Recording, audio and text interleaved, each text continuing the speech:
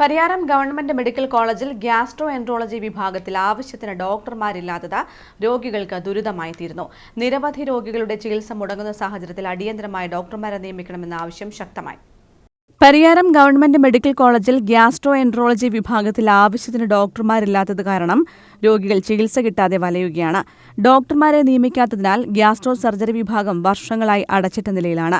നിലവിൽ ഒരു ഡോക്ടറുടെ സേവനം മാത്രമാണ് ലഭിക്കുന്നത്. ബുധനാഴ്ച രാവിലെ 8 മുതൽ വൈകുന്നേരം 4 വരെ മാത്രമാണ് ഗ്യാസ്ട്രോ എൻട്രോളജി വിഭാഗത്തിൽ OP പ്രവർത്തിക്കുന്നത്. അതിനാൽ മറ്റു ജില്ലകളിൽ നിന്ന് പോലും ചികിത്സയ്ക്കായി രോഗികൾക്ക് ഒരു ദിവസം മുൻപ് വരേണ്ട അവസ്ഥയാണ്. ഒരു ഡോക്ടർ മാത്രമായതിനാൽ പരിമിതമായ ടോക്കൺ മാത്രമാണ് നൽകുന്നത്. ഇതിനാൽ നിരവധി രോഗികളാണ് ഡോക്ടറെ കാണാനാകാതെ തിരിച്ചുപോകുന്നത്. കണ്ണൂർ ജില്ലയിലെ സാധാരണക്കാരനായ മലയോര പ്രദേശത്തെയും രോഗികൾ ഏറ്റവും ആശ്രയിക്കുന്ന ഒരു ഹോസ്പിറ്റലാണ് ഗവൺമെന്റ് മെഡിക്കൽ കോളേജ് എന്ന് പറയുന്നത്.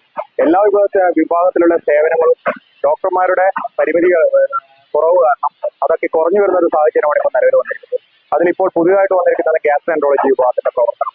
അവിടെ ആകെയുള്ള ഒരേ ഒരു ഡോക്ടർ മാത്രമാണ് എല്ലാ ദിവസങ്ങളിലും OP ഉണ്ടായിരുന്നത്. ഞായറാഴ്ച ഒഴികളിൽ എല്ലാ ദിവസങ്ങളും OP പ്രവർത്തിച്ചിരുന്ന ആ വിഭാഗത്തിന് ഇപ്പോൾ നിലവിൽ ഒരു ഡോക്ടർ മാത്രമാണുള്ളത്.